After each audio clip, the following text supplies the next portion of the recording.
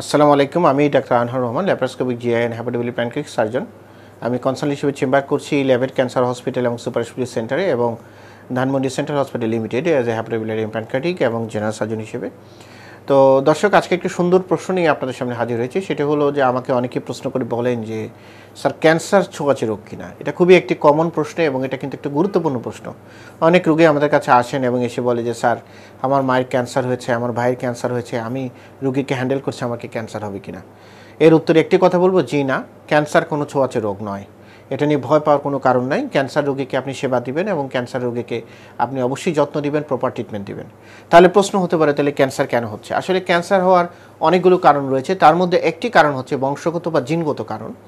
দেখা যাচ্ছে বিভিন্ন ক্যান্সার যদি বাবার, ভাইয়ের বা মায়ের হয়ে থাকে, একই পরিবারের যাদের বংশ আছে, মায়ের থাকলে মেয়ের, অথবা দেখা গেল মায়ের থাকলে তার নাতির, বংশ পরম্পরায় কিন্তু ক্যান্সারগুলা ডেভেলপ করে। অর্থাৎ মায়ের দেখা গেল ব্রেস্ট ক্যান্সার আছে, মেয়ের ব্রেস্ট ক্যান্সার হতে পারে, কারো কোলন ক্যান্সার ছিল বাবার, ভাইয়ের কোলন ক্যান্সার হতে পারে। অর্থাৎ জিনগত বা বংশগত কারণ একটি কারণ। এটা এমন কোনো ছোঁয়াচে রোগ না। অর্থাৎ দেখা গেলো আপনার চাচাতো ভাইয়ের ক্যান্সার হয়েছে, আপনি গিয়েছেন দেখতে, আপনার কোনো ক্যান্সার হবে না। ক্যান্সার হওয়ার আরও কিছু কারণ, এনভায়রনমেন্টাল ফ্যাক্টর রয়েছে। অনেক খাবার থেকে ক্যান্সার হয়, অনেক এনভায়রনমেন্টাল পলিউশন থাকে বা কেমিক্যাল থাকে যেগুলো থেকে কার্সিনোজেনিক, সেগুলো থেকে কিন্তু ক্যান্সার হতে পারে।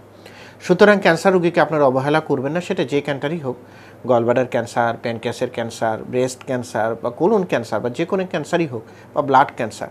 সুতরাং এই ক্যান্সার রোগীকে অবহেলা করবেন না, এটা কোনো ছোঁয়াচে রোগ না। রোগীকে অবশ্যই খুবই যত্ন নেবেন, প্রপার চিকিৎসা দিবেন, ডাক্তারের কাছে যাবেন। সবাইকে অসংখ্য ধন্যবাদ।